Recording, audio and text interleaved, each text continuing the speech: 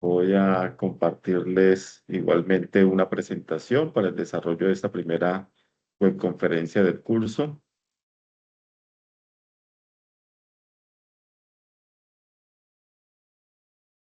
Entonces, esta es una primera webconferencia del curso de Macroeconomía 2. Mi nombre es Marlio Daniel Perdomo.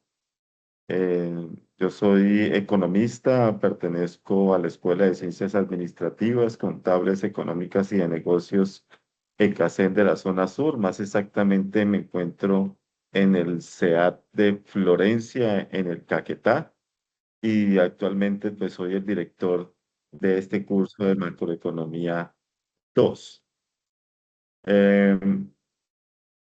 Hablemos un poquito entonces, hagamos una especie de introducción frente a esto y pues decirles que hoy lo que vamos a hacer es a mirar quizá de una manera sencilla y a la vez también un poco rigurosa algunos de los grandes temas que marcan la vida económica de un país, ¿no? Algunos temas como son el crecimiento económico, la inflación, el desempleo, los ciclos económicos. Quizá ya en otros cursos ya lo hayan ah, abordado. Entonces aquí lo vamos pues, también a profundizar, digámoslo así. Y pues esta webconferencia tiene como objetivo no que memoricen de pronto cifras, ni mucho menos, sino que entiendan cómo estas variables pues, se relacionan con la vida cotidiana de todos nosotros. La macroeconomía, pues al fin y al cabo, es una ciencia que lo que intenta es explicar por qué a veces la economía avanza con fuerza y otras veces se estanca o retrocede. Entonces vamos también a analizar los ejercicios que están propuestos en la guía de actividades, es para que ustedes se lleven también una idea más clara de cómo resolverlos. Recuerden que esta webconferencia va a quedar grabada y que se estará compartiendo la grabación en los respectivos foros de discusión para que luego ustedes con calma vuelvan a revisarla, sobre todo el espacio de los ejercicios y demás. Entonces, la economía de ustedes, como bien saben, se divide en dos grandes ramas, lo que es la microeconomía, que estudia el comportamiento de los individuos, las familias, las empresas y la macroeconomía, que se ocupa es de mirar, digámoslo así, como los agregados económicos o un panorama más completo, como si fuera quizá una fotografía aérea de toda la economía de un país. Mientras que la microeconomía analiza esas decisiones que son pequeñas, por ejemplo, qué compra un hogar o cuánto produce una empresa, lo que hace la macroeconomía es preguntar. Ejemplo, ¿qué está pasando con el empleo en el país? ¿Cómo se comporta la inflación? ¿Qué ocurre con el crecimiento económico? Entre otras cositas. Básicamente mencionar que la macroeconomía pues nació como una disciplina en el siglo XX, especialmente después de la Gran Depresión de los años 30, que eh, se denomina la Gran Depresión de los años 30, pero que comienza exactamente en un jueves que le denominaron el Jueves Negro, ¿cierto? Un jueves del mes de octubre de 1929. Entonces, en esa época las teorías económicas que eran tradicionales no alcanzaban quizá a explicar por qué muchas personas estaban sin empleo o cómo poder sacar a los países de las crisis en las cuales se encontraban. O sea, allí es cuando aparece este señor John Maynard Keynes proponiendo que el Estado pues debería intervenir con gasto público y políticas fiscales para estimular la demanda y reactivar la economía. Y a eso es lo que hoy en día denominamos como una revolución keynesiana. Am, para hablar de crecimiento económico, o bueno, hablemos de entonces de Keynes, porque pues es uno de los representantes máximos de la macroeconomía, ¿no? De ahí nacen algunas teorías más importantes. La de Keynes, que es la teoría del consumo. ¿Qué es la teoría del consumo para Keynes? Básicamente era plantear que el gasto de las familias depende es del ingreso del cual ellos disponen, el ingreso disponible. Es decir, que de lo que ganan, menos los impuestos. Esa es básicamente la teoría del consumo de Keynes. Luego aparecen también la teoría del ingreso permanente del señor Friedman, eh, Milton Friedman, y según él, ya las personas pues no consumen solo en función del ingreso actual, sino que de lo que esperan ganar también a lo largo de la vida. Y otra teoría que es la teoría del ciclo de vida, donde se propone que las personas planifican más el consumo pensando en la vejez, ¿sí? Trabajan, ahorran y gastan dependiendo o pensando más bien en su vejez. Además de esto, pues con el tiempo también se han sumado algunos modelos muy útiles que son para analizar economías abiertas como la de nosotros. La de nosotros es una economía abierta. ¿Por qué se le denomina una economía abierta? Porque tenemos la libertad precisamente de comercializar con los países, ¿sí? Aunque lógicamente también estemos supeditados a unas normatividades, por decirlo así, frente a la comercialización con algunos países del planeta. Pero en general somos libres de hacer esa comercialización, es decir, importar y exportar bienes para, en este mundo que le denominan como un mundo totalmente globalizado. Mm,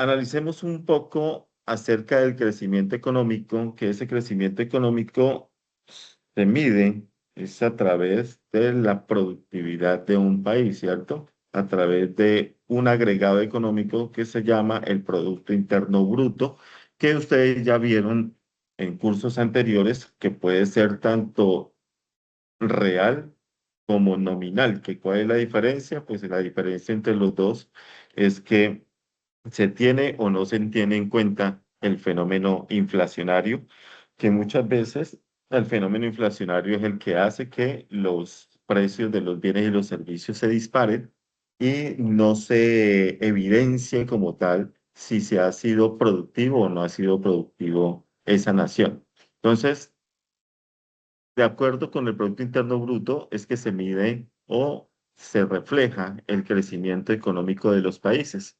Y aquí les traigo a colación un gráfico bien interesante de cuál ha sido el comportamiento del crecimiento económico colombiano desde el año 2005 hasta el año 2025. Ahí hay una nota que dice que el crecimiento económico de Colombia en los últimos 20 años ha sido positivo y moderado con tasas entre el 3 y el 6% en la mayoría de los años, salvo en 2007, cuando superó el 8%. ¿Sí? Entonces, veníamos con unas tasas entre el 3 y el 6 por mucho, y luego, en 2008, se dispara el crecimiento, llegando a cifras al 8%, pero como siempre, esto es un flujo, esto es un ciclo, y después de todo crecimiento llega un momento en el que ya un punto máximo y que después comienza a decrecer y luego nuevamente se mantiene, hay un nuevo crecimiento y así sucesivamente es el comportamiento. Nunca una economía, ustedes van a ver que tenga un comportamiento siempre hacia arriba, ¿no? Que sea constante hacia arriba. Siempre va a haber sus debacles porque todo esto depende tanto de lo que suceda a nivel interno de las naciones, también como suceda a nivel externo. Ejemplo, el caso de las guerras que estamos viviendo hoy en día, eso puede llegar a afectar precisamente el crecimiento económico de las naciones, aunque también puede llegar a beneficiar a otros, como es el caso de Colombia, que se espera que de una u otra manera nos veamos beneficiados en el sentido de que el precio del petróleo pues se dispare por la mera escasez que produce la guerra. Entonces, en 2020 es cuando ustedes ven que ese gráfico se cae totalmente, ¿sí? Pasa del cero a un menos, a un signo negativo, a un menos 5,6% ¿Por qué? Si de pronto alguien recuerda qué pasó en el año 2020, puede abrir su micrófono, por favor, y me comenta qué fue lo que sucedió en el año 2020 para que el crecimiento del PIB real se cayera. ¿Alguien recuerda? Buenas, buenas noches, profesor y compañero, ¿me escucha? Sí, señor, adelante. Bueno, en el 2020 tuvimos lo que es la pandemia del COVID-19. Eso fue lo que tuvo a nivel mundial la economía por decir, de todos los países. Ok, ¿y dónde digámoslo así, coloquialmente, dónde lo cogió la pandemia, Jorge? ¿Dónde se encontraba? En el Valle del Cauca. Ok, bien. ¿Compleja la situación? Sí, claro, profe, por lo que, digamos, lo que es la parte productiva de Colombia, por ejemplo, gran parte del campo, gran parte de las industrias tuvieron que tomar decisiones, optar por otras políticas, por ejemplo, como disminuir las jornadas laborales. Entonces se vio afectada la producción en muchos sectores. Exactamente. Listo, Jorge, muchas gracias por el aporte. Efectivamente, entonces, entre 2005 a 2014 podemos hablar de una fase de bonanza, ¿no? Con crecimientos entre el 4%, el 6%, que eran impulsados, ¿por qué? Por un auge en las materias primas, especialmente lo que se denominó como el petróleo, el carbón, que ustedes saben que son las que nosotros generalmente exportamos, porque lo que exporta Colombia son bienes brutos de la tierra. Eso significa que nosotros tomamos el petróleo, lo metemos en barriles y lo enviamos al otro lado. Con el carbón sucede lo mismo. Lo enviamos así, eso es lo que se denomina como productos brutos de la tierra. Pero entonces, en 2007 llegamos al pico más alto gracias precisamente a esa bonanza del auge de las materias primas. Ya como lo miran ustedes en el gráfico, entre 2015 a 2019, el crecimiento se fue moderando un poquito. Sí, las tasas rondaban por ahí el 3% en promedio, debido a la caída precisamente de los precios internacionales del petróleo y a un menor pues, dinamismo en la inversión extranjera.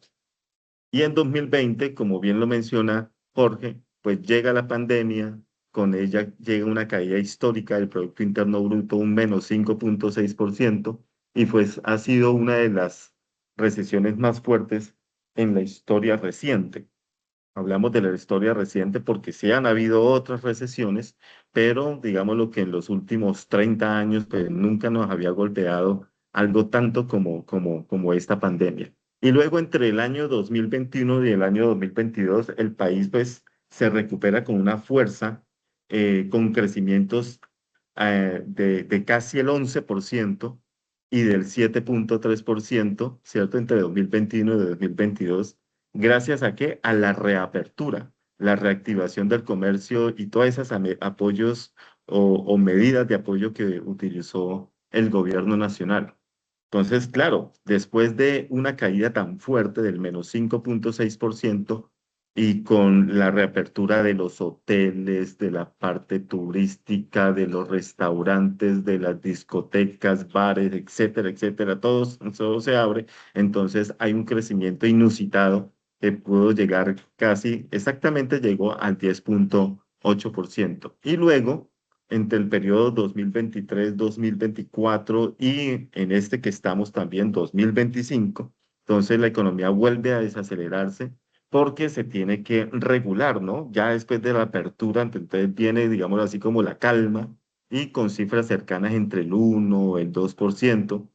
Entonces esto lo que refleja es que el impulso ese inicial de la recuperación pues ya se agotó y enfrentamos entonces nuevos desafíos como la inflación global, las tasas de interés altas, la incertidumbre internacional. Eso es lo que ustedes pueden ver entonces en este gráfico. Creo que el siguiente tengo aquí datos más exactos y este es el mismo gráfico, pero con datos más exactos. Mm, Miren, 2021 casi el 11%, que fue exactamente el 10,8%. En el 2022, 7,5%. Luego, con este gobierno, entonces, al 0,6%. y luego nuevamente una pequeña recuperación, ¿cierto? Del 6.7, de 0.6, perdón, al 1.7, y el año pasado crecimos a un ritmo del 2.6%, aunque, aunque el crecimiento esperado por el Banco de la República, los informes del Banco de la República, mencionaban que Colombia debía crecer a un ritmo del 3% exactamente, y se creció al 2.6%. Entonces, eso era lo que se esperaba. ¿De qué depende entonces o cómo se explica que una economía crezca o que una economía se estanque? Hay básicamente, entre tantos factores, hay tres, ¿sí? Primero, el nivel de inversión, ¿sí? Porque cuando ese sector privado y el Estado invierten, llámese infraestructura, maquinaria, en tecnología, cuando se invierte en educación, la capacidad productiva de cualquier país tiende a aumentar, ¿sí? Cuando se hacen inversiones de ese tipo. Otro factor primordial es el consumo, ¿sí? El consumo, ese que era como en la punta máxima, lo que mencionaba John Maynard Keynes, lo más importante, el consumo. Entonces, en Colombia, el consumo de los hogares representa más o menos como el 60% del Producto Interno Bruto. O sea que lo que las familias gastan en bienes y servicios es el motor principal de la economía. Por eso es tan importante que hayan buenos salarios. No con esto quiero decir que incrementar al 23.8% el salario mínimo mensual legal vigente a través de lo que le denominó el presidente Gustavo Petro como el salario mínimo vital, pues haya sido el ideal. Tampoco estoy diciendo eso porque pues tampoco podemos hablar de cifras tan altas. No, no estoy totalmente de acuerdo con esa situación, pero que el consumo sea importante, sí, va directamente relacionado con el nivel de ingresos que tengan las personas. Y a cualquier persona le pasa, entre más gano, más gasto. Y otro factor importante es el sector externo, las exportaciones, sobre todo del petróleo, del café, las flores, es decir, exportaciones tradicionales que también hacen que se impulse el crecimiento, aunque pues lo complejo es que todavía nosotros somos muy dependientes de esas materias primas. Pero además de lo que es la inversión, el consumo, el sector externo, también se suman otros factores que son la innovación, que la estabilidad política, que el acceso al crédito. Y pues actualmente el acceso al crédito está un poco complejo en el sentido que en lugar de bajar las tasas de interés, pues se toma la decisión es de incrementarlas. ¿Por qué es importante lo de el acceso al crédito o las tasas de interés? Porque cuando la tasa de interés es baja, ¿sí? Entonces la gente tiende a volcarse a los bancos a solicitar créditos, y esos créditos los utiliza para sus distintas inversiones, distintos consumos, entre otras cosas, y por lo tanto se pone dinero en circulación y fluye precisamente estos ciclos, ¿no? Fluyen. De ahí la importancia del acceso al crédito. Ahora, si nos remitimos al caso de otro agregado importante que es la inflación. La inflación también es eh, mm, sí, un agregado económico, un indicador, ¿sí? Que genera una radiografía de lo que sucede en el país, de cómo está una nación. O sea, aquí vemos desde cómo se ha comportado la inflación desde los años 2005 hasta el año 2025. Y esto parece casi como un electrocardiograma porque entonces hay bajones, hay alzas, y una de las alzas se da por allá en el año 2007, 2008, para luego caer nuevamente.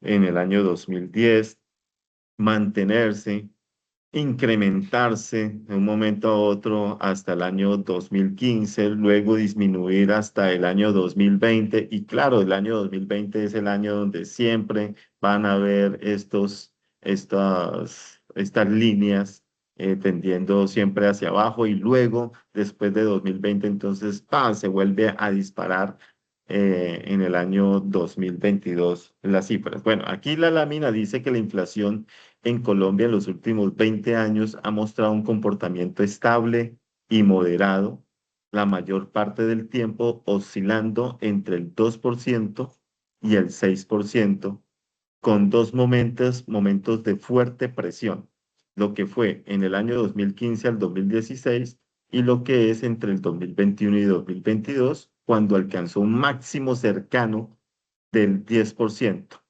Estuvo muy, muy cercano al 10% y desde entonces ha venido desacelerándose, aunque se mantiene por encima de las metas que tiene el Banco de la República del 3%. Esperamos que entonces se puedan mantener estas cifras, se pueda seguir manteniendo una inflación baja.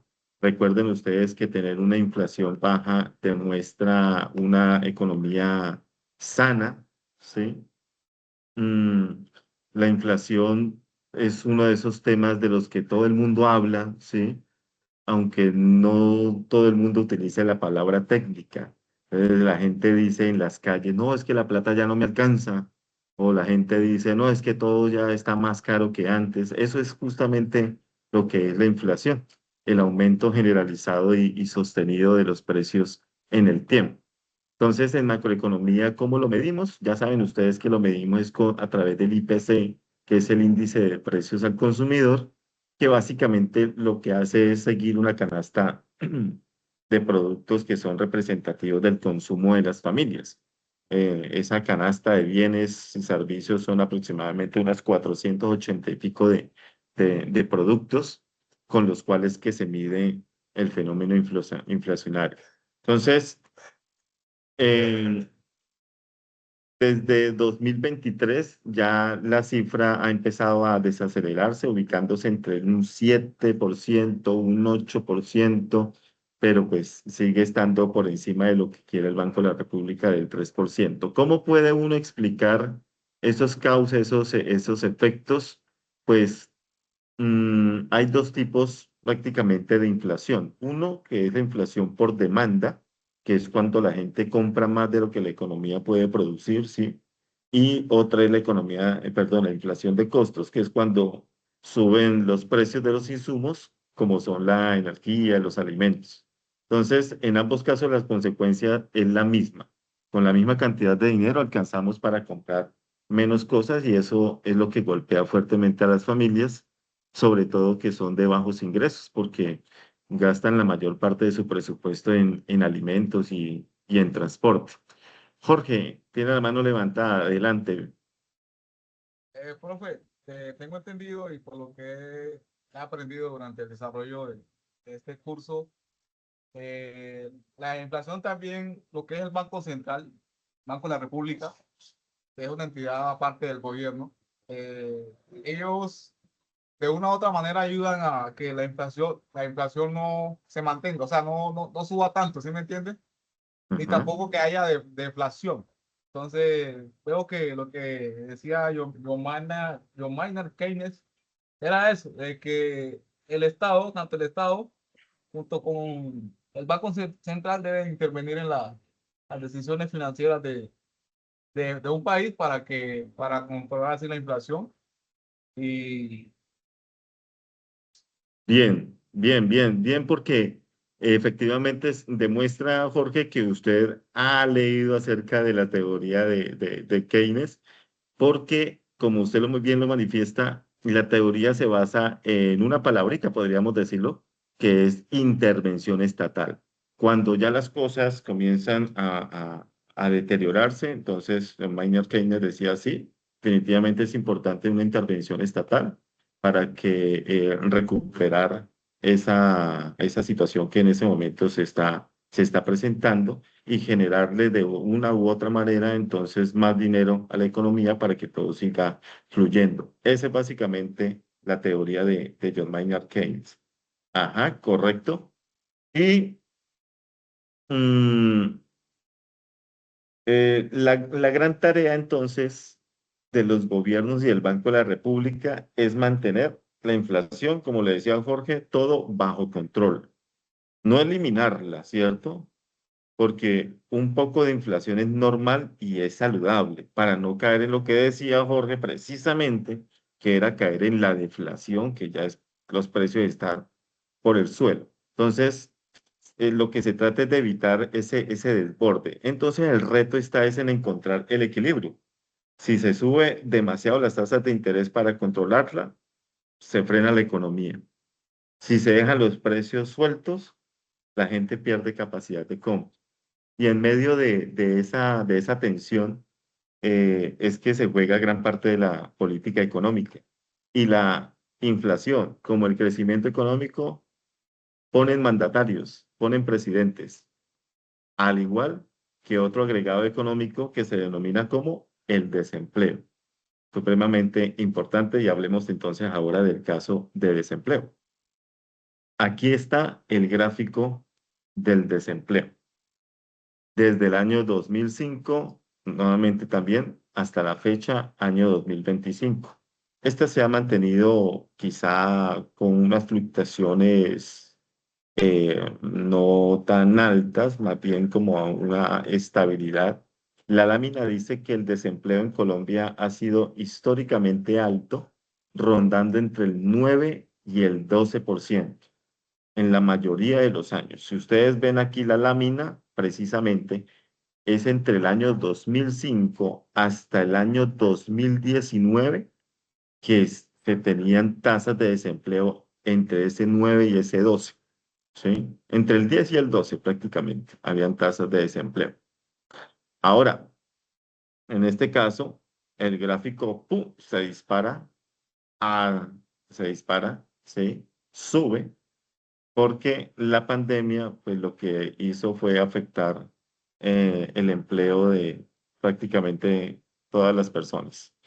Eh, pero pues también hubo sectores que salieron beneficiados, ¿no?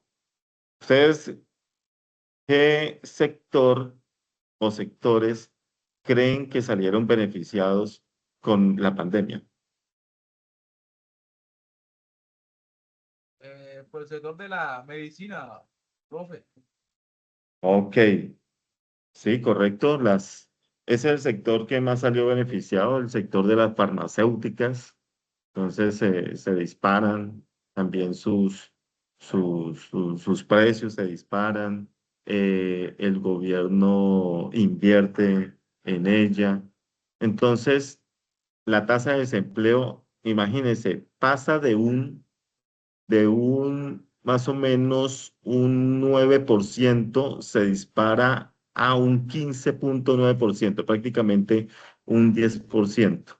Y luego, a partir de 2021, cuando ya nos dejaron salir a la calle, digámoslo así, entonces comienza a disminuir gradualmente y ya se empieza a ubicar nuevamente en cifras de alrededor del 10%, como es en el caso de 2024.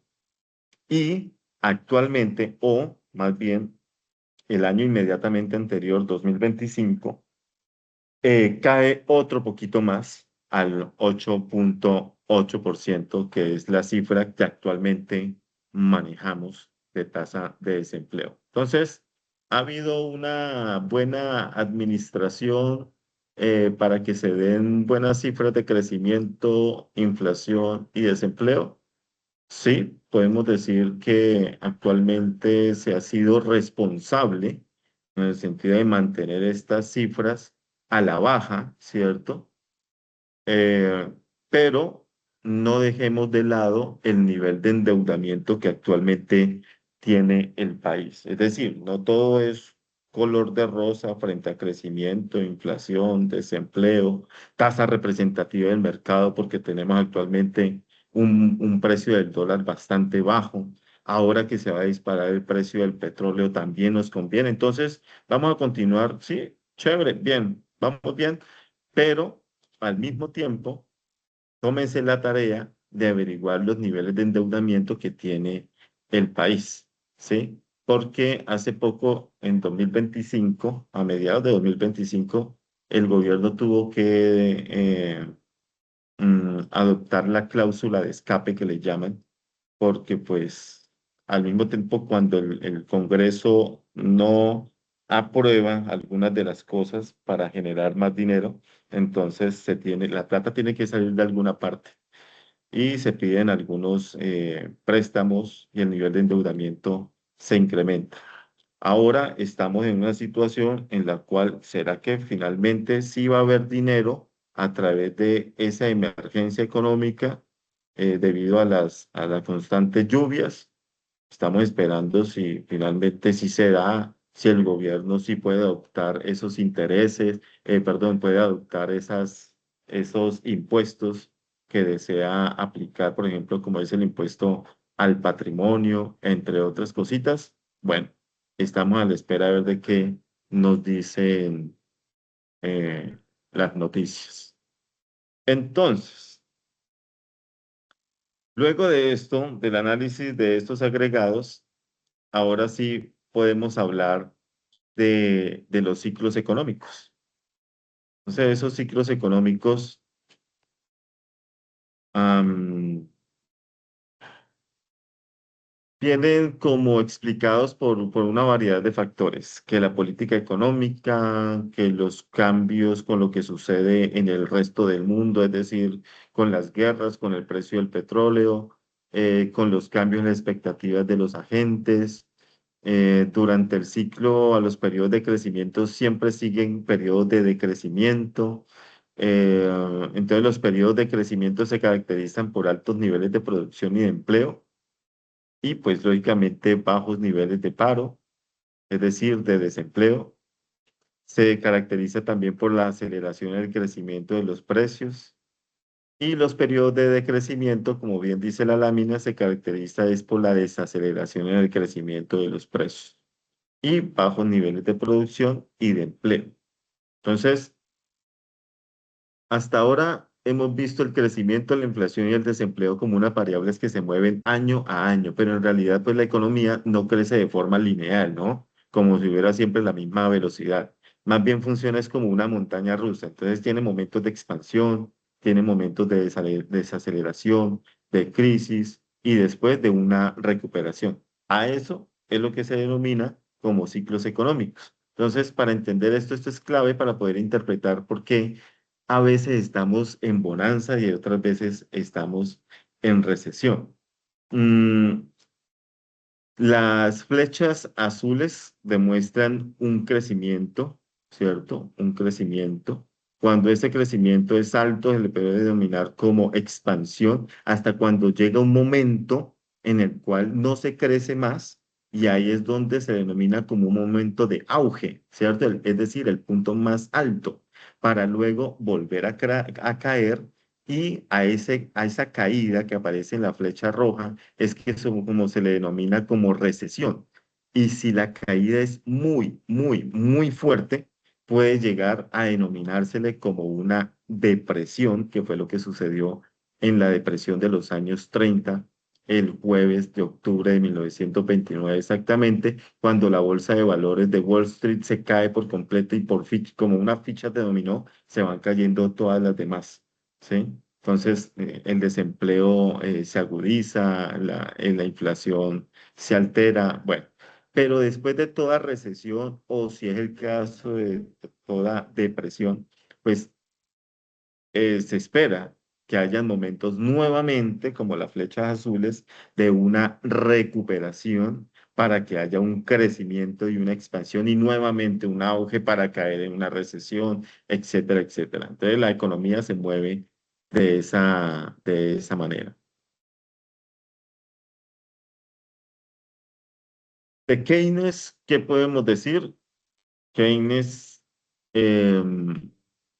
juega un papel importante en la economía de la posguerra. Él negocia contratos de la recuperación con los aliados británicos y muestra grandes capacidades de anticipación. El tipo se proyectaba y su gran influencia se acrecentó después de la Gran Depresión de 1929, ideando una de las economías más conocidas como el keynesianismo. Eso aparece en la guía de actividades, donde dice que hay un consumo como función lineal del ingreso disponible y le dan a ustedes una función de consumo, donde el consumo es igual a A más B por YD. ¿Qué es la A? Para que lo tengan en cuenta. La A es el consumo, ¿cierto? Lo que consumo, incluso si el ingreso es cero, entonces esa A es consumo. La B viene siendo la propensión marginal a consumir, ¿sí? Es decir, esa fracción del ingreso adicional que se destina al consumo. Y YD pues viene siendo el ingreso disponible. Entonces la predicción es que a mayor ingreso haya mayor consumo, pero no en la misma proporción, ¿sí? Es que decía Keynes en una simple frase. eh, a mayores ingresos, mayor consumo, pero no en la misma proporción al incremento del ingreso. Es decir, si usted gana 1 millón y usted gasta 900, ¿sí? Le incrementan a 1.500.000, pero no quiere decir que usted vaya a gastar en la misma proporción con que se incrementó su ingreso, ¿sí? Eso era básicamente lo que decía Keynes, que era lo que se denominaba como la PMC, que es la propensión marginal al consumo. Allí le piden hacer una operación, que es una operación pues muy sencilla, donde simplemente tenemos que reemplazar los valores y calcular cuánto es el consumo. En este caso, pues los valores son de 100 más 0,75 YD, y el consumo para este caso nos daría de 100. Y si el ingreso disponible es de 800, pues lógicamente tendríamos que el ahorro podría ser de $100 o de 100 pesos, porque pues se debe restar es el ingreso disponible menos el consumo. Pero más allá de lo que es una simple fórmula, lo que sí tenemos que abordar es que, ¿qué fue lo que propuso Keynes? Que el Estado interviniera, como lo dijo bien Jorge hace un momento, aumentando el gasto público o reduciendo impuestos para estimular la demanda. Entonces, en otras palabras, que en tiempos de crisis el gobierno sea o se convierte como un motor que es el que empuja, el que impulsa la economía. Pensar con un ejemplo en los subsidios o auxilios que dio el Estado durante la pandemia. Eso fue una aplicación de una lógica keynesiana. Luego aparece este señor Milton Friedman. em, Aquí una breve biografía de él. Un economista partidario del liberalismo económico, por lo que está en contra de la intervención del Estado en los sistemas económicos, diciendo que esto le permitía a la economía ser más eficiente, afirmando que las autoridades deben encargarse principalmente de supervisar. Oponente y crítico del keynesianismo, ya que éste propone que el Estado dirija la economía, siendo esto totalmente opuesto a su pensamiento económico. Y aparece también el señor Franco Modigliani, que también tiene su propia teoría, am, donde él dice que los individuos planifican su consumo a lo largo de toda su vida. Entonces él tiene una idea central y es que la gente ahorra en su etapa productiva, es decir, en la vida laboral, para luego financiar su consumo en la etapa de retiro. ¿Qué decía él? Que cuando uno está joven, ¿sí? Generalmente, cuando se está joven, se obtienen unos ingresos bajos y por lo tanto van a tener unos niveles de ahorro bajos. Incluso es el momento en el que la gente más se endeuda, ¿sí? Cuando se está joven. Cuando ya se llega a la etapa de adulto, entonces en la adultez se obtienen unos mejores ingresos y el ahorro ya tiende a ser más positivo.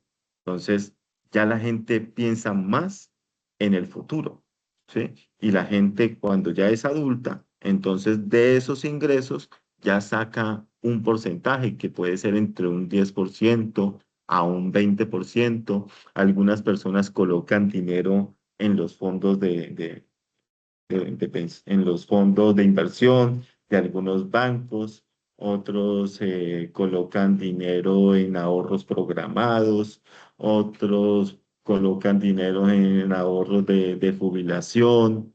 Ahora pues hay muchas empresas que se dedican a eso, que le dicen a usted, bueno, si quiere, conmigo puede ahorrar, ejemplo, 250.000 pesos a partir de este momento y cuando usted cumpla los 65 años, entonces le vamos a estar entregando 60, 70, 80 millones de lo que usted ha ahorrado pues para su jubilación. Y entre más usted ahorre, entonces más dinero va a obtener cuando cumpla los 60, 65 años o dependiendo de cuál sea la entidad con la cual usted esté manejando eso.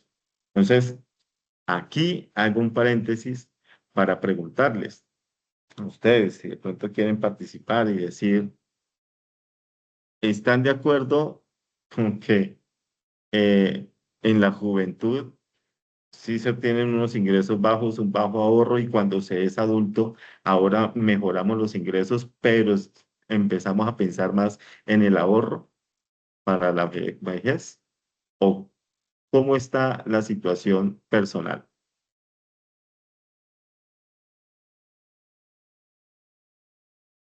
Si piensan ustedes en el ahorro, ustedes sí ahorran, ahorran para el corto, para el mediano o para el largo plazo. ¿Cómo ahorran los, los estudiantes de economía?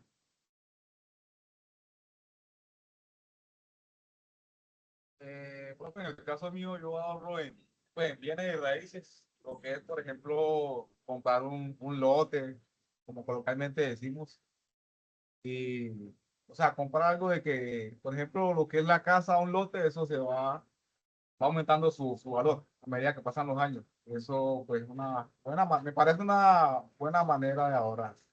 Ahora, en referencia al que cuando se es joven se venga unos salarios muy pocos y se ahorra poco, pues no estoy de acuerdo con eso.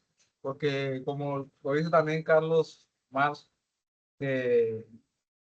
eh, cuando uno trabaja en una empresa, vende su fuerza de trabajo, que es lo que el empresario hace acumular plusvalía, que es la fuerza de trabajo de cada persona y que te paga poquito con referente a tu trabajo. Entonces pienso que se debería de vengar mejores salarios de acuerdo a tu capacidad, que los empresarios deberían de ser un poco más conscientes, porque para nadie es un secreto de que a medida que tú vas envejeciendo, tu fuerza de trabajo, tu capacidad va disminuyendo. Ok, interesante. Y así es.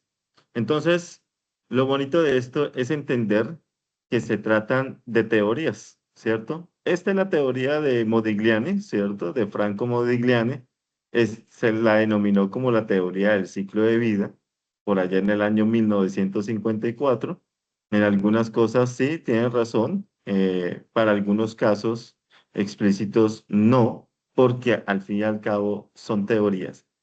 Cuando la teoría realmente se cumple en todos los aspectos, ya no se le llama entonces teoría, se le llama es una ley, ¿cierto? Como el ejemplo de la ley de la oferta y la ley de la demanda. La ley de la demanda dice que cuando el precio de un artículo aumenta, entonces la gente tiende a disminuir su consumo. Es decir, eso sí pasa, ¿sí? Pasa, aunque también tiene algunas excepciones, ¿no? También tiene algunas excepciones, pero de que generalmente pasa, sí. Entonces se pasa más de la teoría a convertirse en una ley. Y con respecto al ahorro que hace Jorge, efectivamente, ahorro, como nos enseñó John Maynard Keynes, entonces ahorro es igual a inversión. Por lo tanto, ahorro no es meterle monedas y billetes a una alcancía, ¿cierto? Entonces, eso generalmente se utiliza desde la primera infancia para incentivar el ahorro, para comenzar con los niños a que ellos aprendan que el dinero es bueno, tener dinero para en el corto, mediano o largo plazo cumplir sus deseos, sus expectativas, cumplir con lo que quieren hacer, ¿cierto? Pero meter dinero en la alcancía no es ahorrar, sino guardar el dinero, que es muy diferente. Porque dentro de cuando usted vaya a romper su marrano, entonces se va a dar cuenta que de pronto la inflación ya se ha comido gran parte de sus ahorros. Entonces, ahorro es igual a inversión. Lo que hace Jorge es un verdadero ahorro porque cuando invierte en tierra, la tierra siempre va a ir aumentando su valor. Entonces, interesante. Bien, vamos a dejar aquí, eh, bueno, aquí está lo que pide la guía de la teoría de Modigliani de, de cómo resolverla, ¿cierto? Con unos datos que nos dan sobre el consumo, sobre la riqueza, sobre el ingreso laboral, la propensión marginal a consumir y de cómo se podría desarrollar este ejercicio, que es a través de una simple fórmula. Eh, pero vayamos a un caso muy puntual. Vamos a mirar la guía de actividades. Voy a dejar de compartir aquí.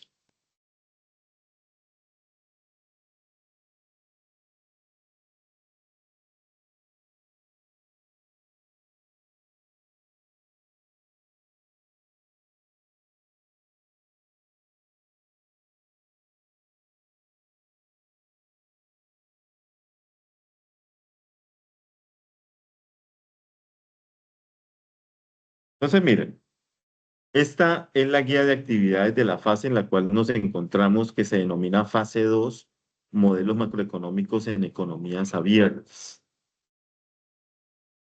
Esta es una actividad de tipo colaborativa que tiene un total de 110 puntos. Comenzó el miércoles 18 de febrero y se cierra el martes 17 de marzo. Es decir, que todavía estamos a 14 días para el desarrollo de esta fase. ¿En qué consiste?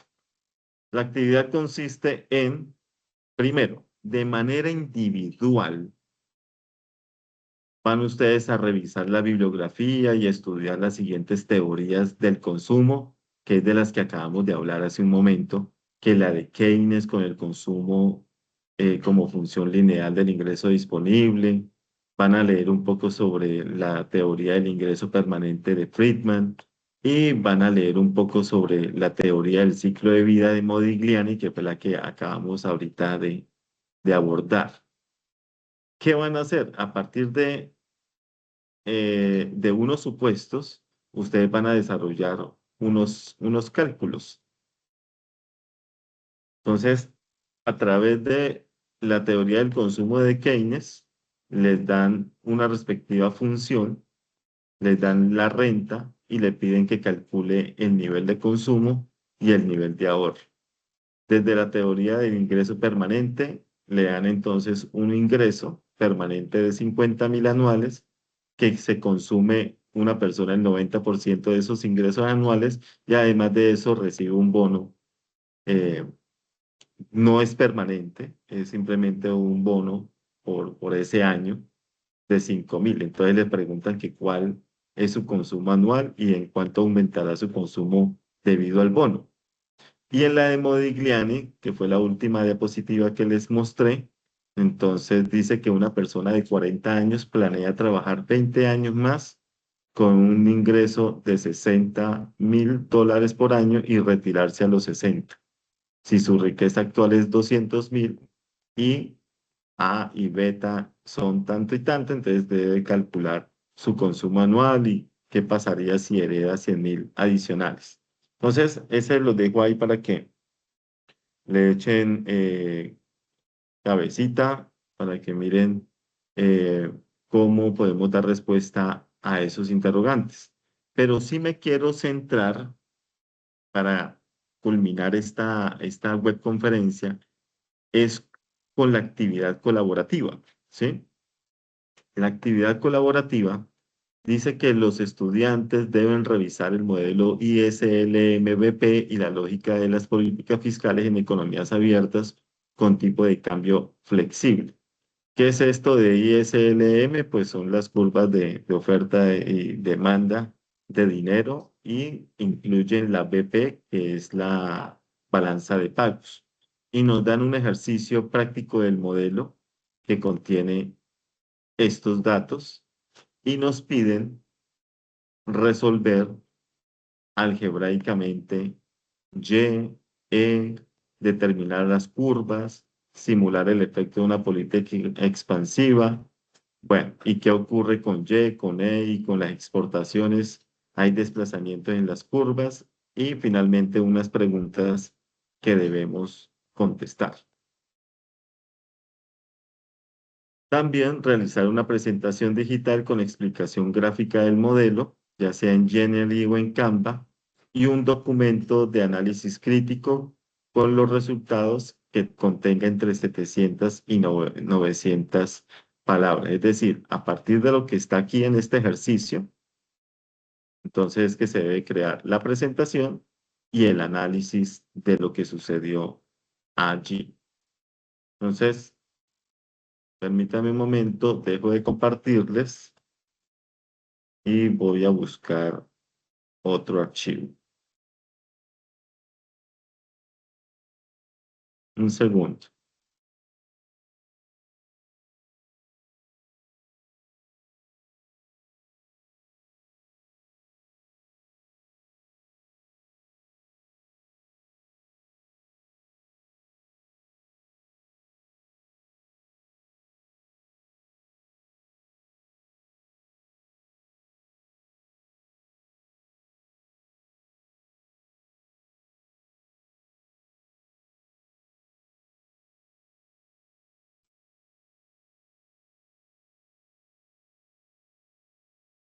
Bueno, ahora sí voy a compartir.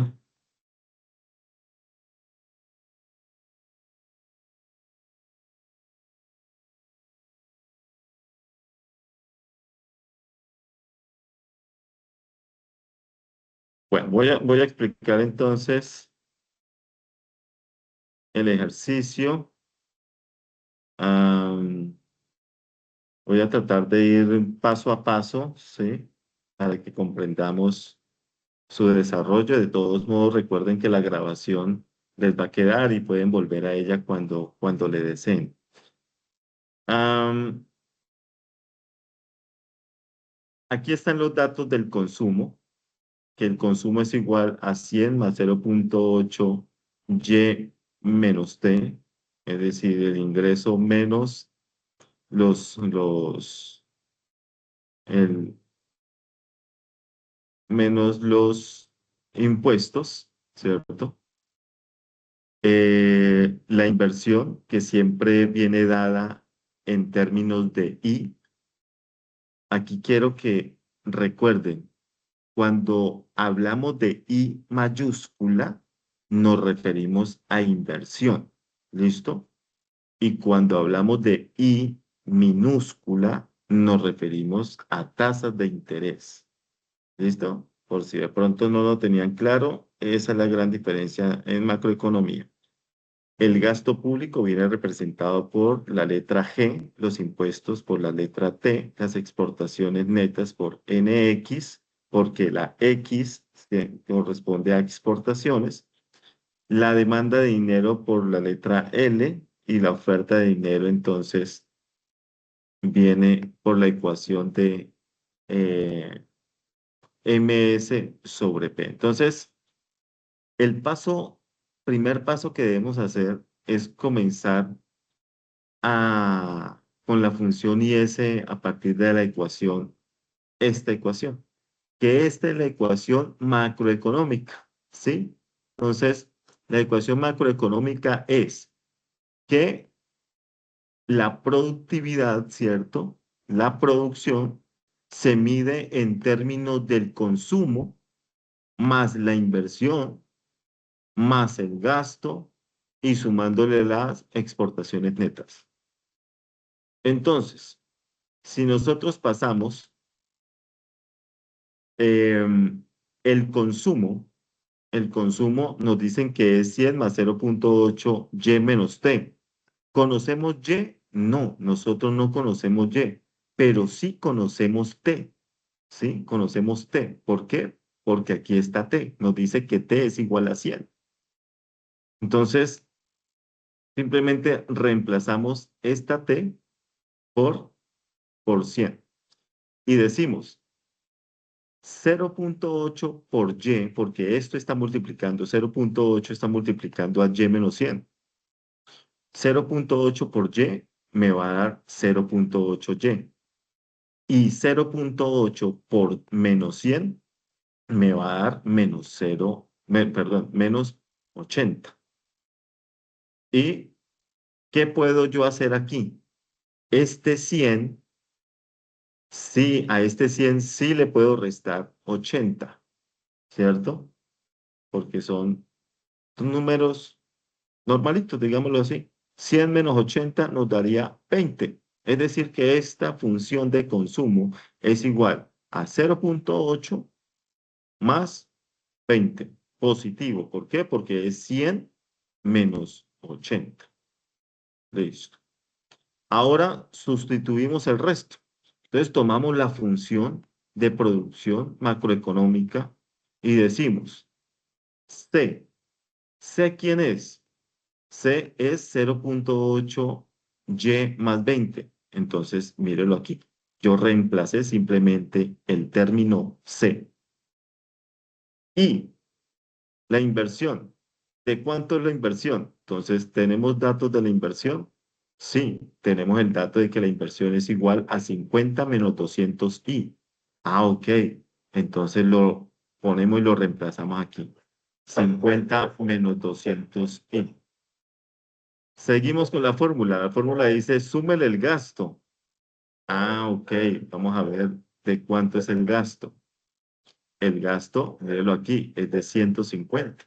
Entonces, lo coloco en la fórmula.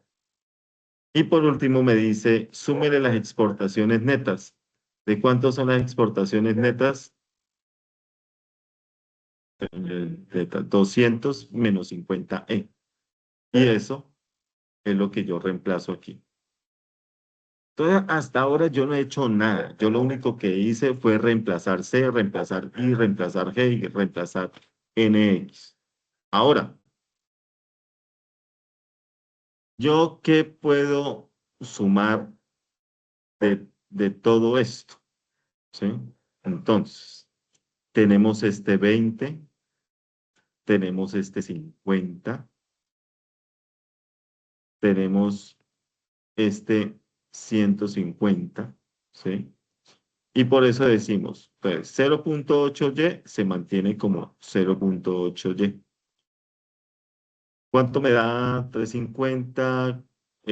¿Cuánto me da 20 más 50 me da 70 más 150? Entonces esto me da, ¿qué? ¿Cuánto va? 70, 220 y más este 200, entonces me da 420. Entonces por eso es que yo coloco 420 aquí. ¿Qué me quedó? Me quedó este 200i que está negativo, entonces menos 200i aquí abajo, y luego me quedó menos este 50e que lo paso aquí, menos 50e. Ahora, yo lo que quiero hacer es calcular y, ¿cierto? Yo quiero calcular y. Entonces, para calcular y, yo puedo pasar esta y que está antes del igual, lo puedo pasar al lado derecho, ¿sí? Al otro lado, después del igual, ¿sí? Entonces, esta, perdón, no voy a pasar esta ya al otro lado, sino que voy a pasar, son todos estos, solamente voy a pasar 0,8y, porque como voy a calcular y, ¿cierto? Voy a calcular y, tengo que pasar lo que tenga Y a un solo lado. ¿Listo?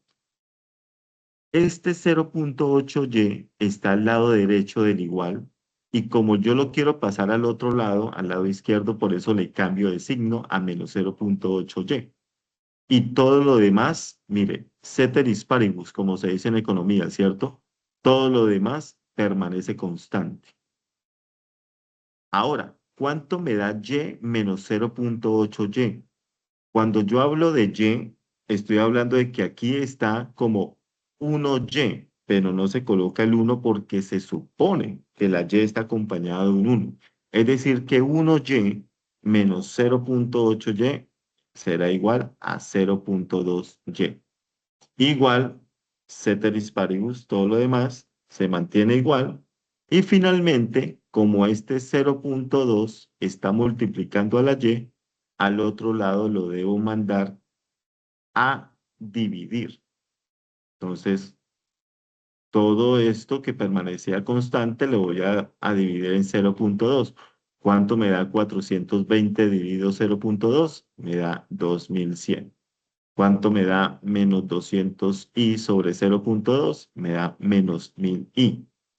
¿Y cuánto me da menos 50e dividido 0.2? Me da menos 250e. Y esto es lo que denominamos como la función is.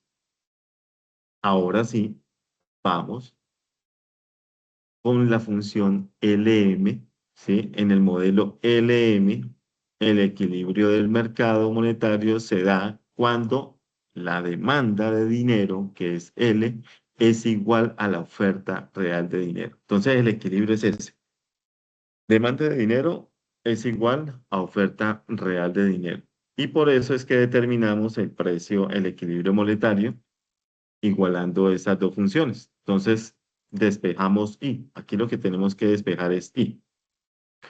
Decimos, L es igual, demanda de dinero, L es igual a oferta real de dinero MS sobre P. Entonces colocamos, L es igual a MS sobre P.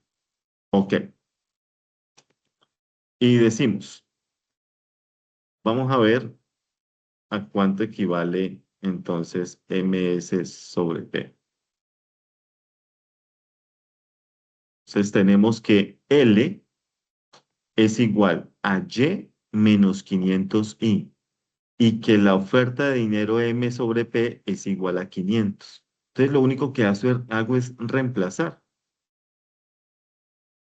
L es igual a Y menos 500I y P es igual a 500. ¿Listo? Entonces, decimos, vamos a pasar estos, como tenemos el igual aquí, ¿cierto? Tenemos el igual aquí. Entonces, vamos a calcular, a dejar solita la Y. Y por eso decimos que Y va a ser igual a 500, que se mantiene positivo porque está después del igual, ¿cierto? Se mantiene positivo. En cambio, este menos 500i está con signo negativo, lo paso al otro lado con signo positivo. Ahora, este Y, este 500 está con signo positivo, al otro lado lo puedo pasar con signo negativo para dejar el 500i solito, ¿cierto? Porque lo que vamos a calcular es i. Por lo tanto, este 500 que está acompañando a la i está multiplicando a la i, ¿cierto? Si lo mando al otro lado, lo pasaría a dividir. Por eso es que y menos 500 va a dividir a 500. Así quedaría esta función. O como muchas veces se muestra en los libros, se podría mostrar de esta manera. ¿Sí? Y menos 500 menos 1. El paso número 3 es calcular entonces el sector externo, que es igualando a cero la función de las exportaciones, significando que nuestra balanza comercial está en cero. ¿Cuál es nuestra balanza comercial? ¿Cuáles nuestras exportaciones netas? Las exportaciones netas dice que es NX igual a 200 menos 50E. ¿Sí? Y por eso lo pasamos aquí. 200 menos 50E es igual a cero, porque asumimos que nuestra balanza comercial está en cero. ¿Qué vamos a calcular? Vamos a calcular E, ¿sí? En este caso calculamos es E. Y para calcular E, entonces pasamos esta E al otro lado que está acompañada de un menos 0,50, al otro lado lo paso positivo 50E. Y como este 50 está multiplicando a la E, lo paso al otro lado a dividir al 200. Por eso me queda 200 menos 50, que es igual a 4. ¿Sí? Y ya por último, lo que hacemos es reemplazar el valor de E, que es 4, y el valor de I, y el valor de I, que es ¿cuál? Este, Y sobre 500 menos 1, y lo reemplazamos entonces aquí, el valor de E y el valor de I. Aquí está el valor de I, y aquí está entonces el valor de E. Hacemos la operación, pasamos Y menos 500 menos 1, restamos menos 250 por 4. ¿Cuánto me da menos 250 por 4? Pues me da 1000. Sí, menos 1000, perdón, menos 1000. Entonces, esto sería el total de Y, ¿cierto? De Y, que es el nivel de producción. Nivel de producción es igual a 700. Si miramos el, la guía, aquí yo estoy al mismo tiempo mirando la guía, dice que determine el equilibrio de Y y de E. Ahí ya quedó clarísimo. Luego grafique las curvas ISL, M y BP. Cuando pedimos graficar las curvas, pues hoy en día ustedes ya se pueden basar en inteligencias artificiales. Ustedes pueden trabajar de pronto con Copilot o trabajenlo especialmente con Gemini, porque no sé si ustedes sepan, pero cuando ustedes entran a su correo electrónico institucional y le dan en los punticos que aparecen un cuadradito con unos punticos, denle clic allí y va a ver que la universidad como tal tiene, digámoslo así, como unos permisos, ¿cierto? Ha adoptado como Gemini, a Gemini como esa inteligencia artificial. Entonces, sin necesidad de hacer pagos ni esas cosas. Entonces puedo utilizar Gemini. Si de pronto sigue usted utilizando Copilot para eso, bien. Si usted utiliza ChatGPT para esto, bueno, bien, ok. Pero sepa que actualmente Gemini es como la inteligencia artificial que en la UNAD es totalmente válida, digamos. Entonces, luego, el punto C dice que simule el efecto de una política fiscal expansiva con un gasto de 200. ¿Cuál es la diferencia ahí? O sea, ustedes van a hacer todo exactamente lo mismo que yo acabo de hacer aquí, pero cuando el gasto se incrementa a 200. Entonces, este gasto público ya no será 150, sino que será 200. Entonces van a ver que va a venir, van a darse unas diferencias entre Y, entre I, entre E, y luego van a tener que volver a graficar y en el gráfico se van a dar cuenta, bueno, que las curvas se desplazan, entre otras cositas, para saber qué sucede en este escenario económico cuando el gasto público se incrementa o pasa de 150 a ser 200.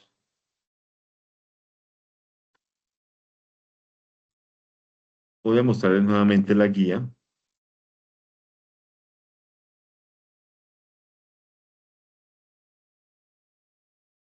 para, eh,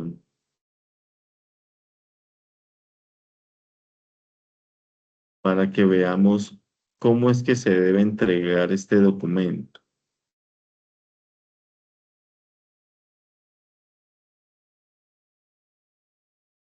Bueno, aquí en esta guía no aparece cómo se debe entregar exactamente el documento. Aparecen son los pasos. Paso uno, investigar las tres teorías del consumo y revisar la bibliografía, resolver los ejercicios, redactar el documento individual con análisis conceptual, en equipo revisar el modelo, desarrollarlo y elaborar los gráficos. Pero recordemos, estimados estudiantes, que en la UNAT siempre va a haber un modelo de entrega de un documento, que todo documento que se entrega en el entorno de evaluación debe contener, uno, una portada, ¿cierto? Se entrega generalmente en PDF, lo solicitamos en PDF. Entonces en PDF entregamos una portada, entregamos con una pequeña introducción, ¿cierto? ¿Por qué se pide siempre una introducción y que unos objetivos y eso?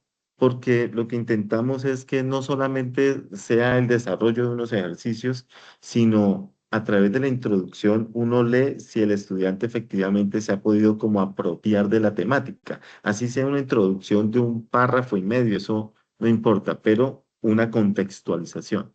Entonces, portada, introducción, que unos objetivos, uno general, dos, tres objetivos específicos. Luego viene el desarrollo de la actividad colaborativa, ¿sí? Para finalizar con unas conclusiones y unas referencias. Las referencias pueden ser también los libros que usted tuvo en cuenta para el desarrollo de su actividad. Entonces, yo quiero con ustedes, por allá el tercer CIPAS, hacer un CIPAS exclusivamente en normas APA, por si de pronto alguien todavía no tiene como claridad con respecto a cómo se entrega un documento, cómo se citan unos autores. Mm, ¿Ustedes saben de citaciones? En este momento ustedes citan correctamente autores si son de libros, de artículos, de páginas web, porque es que se pueden citar absolutamente de cualquier fuente. Hasta se pueden citar de una película. Si usted en una película escuchó una frase bien interesante que le puede servir para un documento, usted también está en la obligación de darle los créditos al director de la película, al guión y todo lo demás. Todo se puede citar. Entonces yo quiero que hagamos también un CIPAS sobre normas APA y más que sobre normas APA, explicarles un poco sobre investigación en la UNAD. No sé si alguno me levanta la mano o si quiere abrir el micrófono, si alguno de los que aquí se encuentran conectados ya pertenecen a un semillero de investigación, ya sea que digan si sí o si no.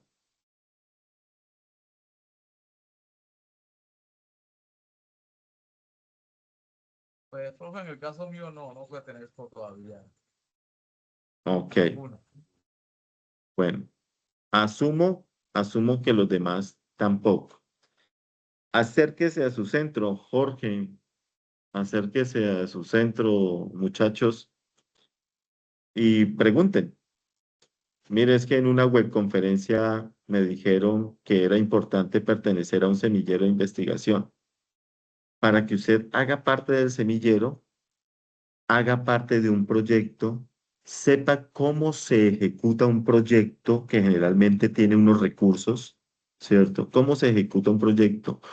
Para que usted vaya con sus docentes, vaya a la comunidad y aplique, apoye en la aplicación de encuestas, apoye la aplicación de entrevistas, de grupos focales, tenga ese contacto con la gente y de cómo se hace ese ejercicio y de luego de cómo se tabulan unos datos, de cómo se analiza una información, porque cuando usted ya cumple el 75% de los créditos académicos, hay algo que le llaman una opción de grado y ustedes van a tener que hacer o una monografía o una pasantía o un trabajo de grado o bueno, lo que sea. Y siempre van a tener que desarrollar un proyecto o una investigación. Si usted ya pertenece a un semillero de investigación, a usted ya no le da por nada hacer un proyecto solito. ¿Sí? Usted ya conoce, ya sabe cómo citar, cómo plantear un problema, cómo plantear unos objetivos y demás. Entonces yo les dejo simplemente la curiosidad que vayan y pregunten qué semilleros hay y qué proyectos están desarrollando en ese semillero. Y si ustedes cuentan con tiempito, ¿sí? De vez en cuando uno los llama, les dice reunámonos. Ahora, pues aprovechar que esta universidad tiene una hibridez donde si usted no pueda asistir de manera presencial, lo puede hacer de manera virtual, ¿sí? Entonces, no hay excusa para no saber investigar hoy en día. Yo tengo también un semillero de investigación. Mis estudiantes se han presentado a movilidades académicas. Los estudiantes han podido viajar gracias al semillero, presentarse en escenarios nacionales, internacionales. Entonces eso le genera a ustedes un total reconocimiento para cuando el día que ustedes salgan como egresados, pues salgan con un valor agregado, además de su título, con un artículo publicado, una ponencia presentada, entre otras cosas. Pues por ahora, los, yo creo que damos por culminada esta primera webconferencia. Agradecerle a Pedro, agradecerle también a Jorge Eliezer, a Lisset por la asistencia. Mañana estaré colgando la grabación de esta webconferencia y espero también sus aportes en el respectivo foro. Entonces, a usted, Pedro, muchas gracias. Un abrazo para todos. Una feliz noche. Igualmente, profe, muchas gracias. Bueno, Pedro, Bendiciones. un abrazo.